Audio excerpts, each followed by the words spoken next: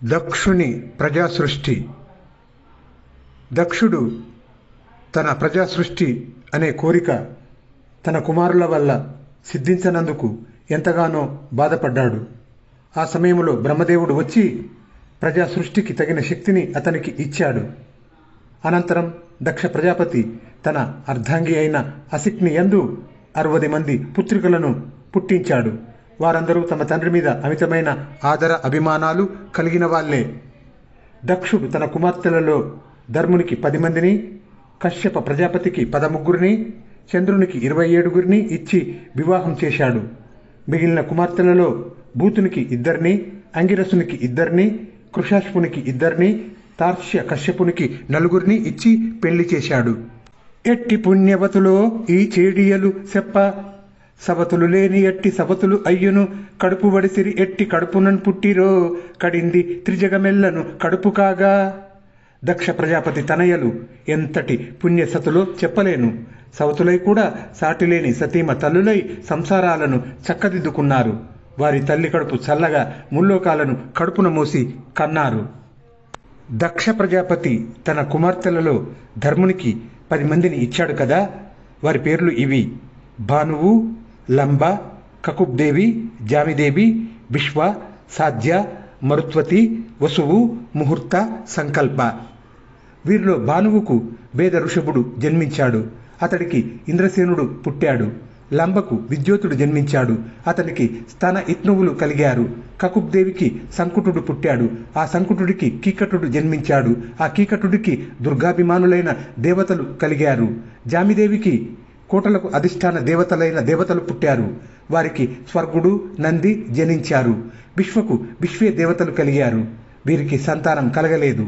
సాధ్య అనే ఆమెకు సాధ్యులు జన్మించారు. వీరికి అర్ధసిద్ధి పుట్టాడు. మరుత్వతికి మరుత్వంతుడు, జయంతుడు అనేవారు జనించారు. వారిలో జయంతుడు వాసుదేవ అంశతో ఉపేంద్రునిగా ప్రసిద్ధికెక్కాడు. ముహూర్త అనే ఆమెకు మౌహూర్తికులనే దేవగణాలు కలిగారు. సంకల్ప అనే ఆమెకు సంకల్పుడు జన్మించాడు. ఆ సంకల్పుడికి కాముడు ఉద్భవించాడు. వసువు అనే ఆమెకు 8 మంది కుమారులు కలిగారు. వారి పేర్లు ఇవి: ద్రోణుడు, ప్రాణుడు, ధ్రువుడు, అర్కుడు, అగ్ని, దోషుడు, వసువు, విభావసువు. వీరు వసువులుగా పేరెన్నికగన్నారు. వీరిలో ద్రోణుని భార్య అభిమతి. ఆమె హర్షము, శోకము, భయము అనే బిడ్డలను కన్నది. ప్రాణునికి ఊర్జస్వతి అనే భార్య యందు సహుడు, ఆయువు, పురోజవుడు అనే కొడుకులు కలిగారు. ధ్రువుని భార్య పేరు ధరణి. నానావిధ పురాలను ప్రసవించింది. అర్కుని భార్య వాసన. ఈ దంపతులకు తర్షుడు మొదలైన వారు పుట్టారు. అగ్నికి వసోర్ధార అనే భార్య యందు ద్రవణికుడు మొదలైన వారు జన్మించారు. మరియు కృత్తిక అనే భార్య యందు స్కందుడు ఉదయించాడు. ఆ స్కందునికి విశాఖుడు మొదలైన వారు పుట్టారు. దోషుని భార్య శర్వరి. ఆమెకు శ్రీహరి అంశతో శింశుమారుడు ఉదయించాడు. వస్తువు అనే వానికి అంగీరస అనే భార్య యందు విశ్వకర్మ అనే శిల్పాచార్యుడు జనించాడు. ఆ విశ్వకర్మకు ఆకృతి అనే భార్య యందు చాక్షుష మనువు జన్మించాడు. ఆ మనువుకు విశ్వులు, సాధ్యులు ఉదయించారు. విభావసువు అనే వాని భార్య ఉష. ఆ దంపతులకు విష్టి, రోచి, ఆతపుడు అనేవారు పుట్టారు. వీరిలో ఆతపుడికి దినాది దేవత అయిన పంచయాముడు అనేవాడు ఉదయించాడు. దక్ష ప్రజాపతి కుమార్తెలలో 2 భూతుడనే వానికి భార్యలై ఉన్నారు. వారిలో సురూప అనే ఆమెకు కోట్ల కొలది రుద్రగణాలు పుట్టారు. మరియు రైవతుడు, అజుడు, భవుడు, భీముడు, వాముడు, ఉగ్రుడు, వృషాకపి, అజేయకపాదుడు, అహిర్బుద్నుడు, బహురూపుడు, మహాంతుడు అనేవారు రుద్ర పార్షదులు. ఇంకను అతి భయంకరులైన ప్రేతలు వినాయకుడును కలిగారు. దక్షుని పుత్రికలలో 2 అంగిరసునికి భార్యలైనారు. వారిలో స్వధ అనే ఆమెకు పితృగణాలు జన్మించారు. సతి అనే ఆమెకు అదర్భ భేదాభిమానులైన దేవతలు ఉద్భవించారు. దక్షుని తనయులలో 2 కృషాశ్వునికి భార్యలైనారు. వారిద్దరిలో అర్చి అనే ఆమెకు ధూమ్రకేతువు జనించాడు. దిశన అనే ఆమెకు దేవలుడు, వయునుడు, మనువు అనే కుమారులు కలిగారు. దక్షుని పుత్రికలలో 4 తార్క్ష్య కశ్యపునికి భార్యలైనారు కదా. వారి పేర్లు వినత, కద్రువ, పతంగి, యామిని. వీరిలో పతంగికి పక్షులు కలిగాయి. యామినికి మిడుతలు మొదలైన కీటకాలు కలిగాయి. వినతకు అనూరుడు, గరుత్మంతుడు అనే 2 కుమారులు ఉద్భవించారు. వీరిలో అనూరుడు సూర్యునికి సారథి అయినాడు. గరుత్మంతుడు శ్రీ మహావిష్ణువుకు వాహనమైనాడు. తార్క్ష కశ్యపుని మరో భార్య అయిన కద్రువ అనే ఆమె నానా విధాలైన నాగులను కన్నది. దక్షుని కుమార్తెలలో 27 చంద్రుడు పెండ్లాడినాడు. కృత్తిక మొదలైన మిగిలిన భార్యలు అందరూ ఉన్నప్పటికీ రోహిణి మీదనే వ్యామోహం కలిగి ఉన్నందువల్ల చంద్రుడు మామగారైన దక్షుని శాపానికి గురి అయి క్షయరోగగ్రస్తుడు అయినాడు. అందువల్ల అతడికి సంతానము కలగలేదు. మళ్ళీ దక్షుని అనుగ్రహం వల్ల చంద్రునికి శాపం తొలగింది. షోడశ కళాపూర్ణుడు అయినాడు. పరీక్షిత్ నరేంద్ర, దక్షుని కుమార్తెలలో 13 కశ్యప ప్రజాపతి భార్యలన్న సంగతి విన్నావు కదా. ఆ ఒప్పుల కుప్పల గొప్పదనం చెప్పటం నాకు శక్యం కాదు. అదితి, దితి, కాష్ట, ధనువు, అరిష్ట, తామ్ర, క్రోధవశ, సురస, సురభి, ముని, తిమి, ఇల, సరమ అనే 13 కశ్యప ప్రజాపతి భార్యలు. వీరి సంతానంతోనే ముల్లోకాలు నిండిపోయాయి. వీరిలో తిమికి తిమింగలాలు మొదలైన జలచరాలు జన్మించాయి. సరమకు శునకాలు అనగా సారమేయాలు కలిగాయి. సురభికి గోవులు ఉద్భవించాయి. తామ్రకు డేగలు గద్దలు జనించాయి. ముని అనే ఆమెకు అప్సరసలు ఆవిర్భవించారు. ఇలా వృక్షాలను ప్రసవించింది. క్రోధవశకు భయంకరమైన సర్పాలు జనించాయి. సురస యాతుధానులను కన్నది. అరిష్టకు గంధర్వులు జన్మించారు.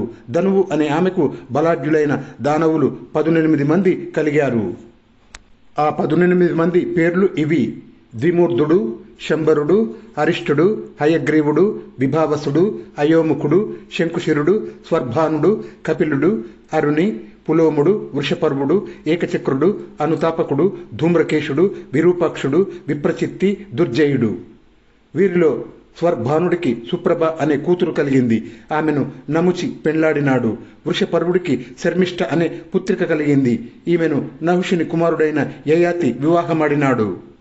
ధనువు కుమారుడైన వైశ్వానరుడికి ఉపదానవి, హయశిర, పులోమ, కాలక అనే 4 కుమార్తెలు కలిగారు. వీరిలో ఉపదానవిని హిరణ్యాక్షుడు వివాహమాడాడు. హయశిరను క్రతువు పెండ్లాడినాడు. పులోమను కాలకును బ్రహ్మదేవుని ఆజ్ఞానుసారం కశ్యప ప్రజాపతి వివాహం చేసుకున్నాడు. పులోమకు పౌలోములు, కాలకకు కాలకేయులు కలిగారు. వారికి 60,000 మంది రాక్షసులు జన్మించారు. యజ్ఞాలను ధ్వంసం చేస్తున్న పౌలోమ కాలకేయులను మీ తాతగారైన అర్జునుడు సంవరించి ఇంద్రునికి సంతోషం కలిగించాడు. విప్రచిత్తి సింహికను వివాహమాడాడు. వారికి రాహువు మొదలైన 100 కుమారులు జనించారు. వారంతా గ్రహాలుగా మారారు. పరమ సౌభాగ్యవతి అయిన అదితి అనే సతీమణికి పురాణ పురుషుడైన శ్రీమన్నారాయణుడు వామనుడై ఉద్భవించినాడు. ఆ అదితి దేవి వంశాన్ని గురించి వివరంగా చెబుతాను, సావధానంగా విను. అదితి బిభస్పంతుడు, అర్యముడు, పూషుడు, త్వష్ట, సవిత, భగుడు, దాత, విదాత, వరుణుడు, మిత్రుడు, శుక్రుడు, ఉరుక్రముడు అనే కుమారులను కన్నది. వారిలో వివస్వంతుడు సంజ్ఞాదేవిని వివాహమాడాడు. ఆ దంపతులకు శ్రాద్ధదేవుడు అనే మనువు జనించాడు. అంతేగాక ఆమెకు యముడు, యమి అనే కవలలు కూడా కలిగారు. ఆ సంజ్ఞాదేవి ఆడగుర్రం రూపం ధరించి అశ్విని దేవతలను కన్నది. వివస్వంతునికి ఛాయాదేవి అనే మరి ఒక భార్య ఉన్నది. ఆమెకు శని, సావర్ణి అనే మనువు, తపతి అనే కన్యక ఉద్భవించారు. తపతిని సంవర్ణుడు వివాహమాడాడు. వివస్వంతుడు అంటే సూర్యుడు. అర్యముడికి మాతృక అనే భార్య యందు చర్షణులు ఉదయించారు. ఆ చర్షణుల మూలాన మనుష్య జాతి భూలోకంలో స్థిరంగా ఉండేటట్లు బ్రహ్మదేవుడు ఏర్పాటు చేశాడు. అదితి కుమారుడైన పూషుడు దక్ష యజ్ఞములో పరమశివుణ్ణి చూచి పరిహసిస్తూ పండ్లు బయటపెట్టి వెక్కిరించాడు. అందుకు కోపించిన పరమేశ్వరుడు వాని పండ్లు రాలదన్నాడు. ఆనాటి నుంచి భగ్న దంతుడైన పూషుడు పిండి ముద్దలై తింటూ సంతానహీనుడు అయినాడు. త్వష్ట అనేవాడు దైత్యుల చెల్లెలైన రచన అనే కన్యను వివాహమాడాడు. ఆ దంపతులకు మహాబలాఢ్యుడైన విశ్వరూపుడు జన్మించాడు.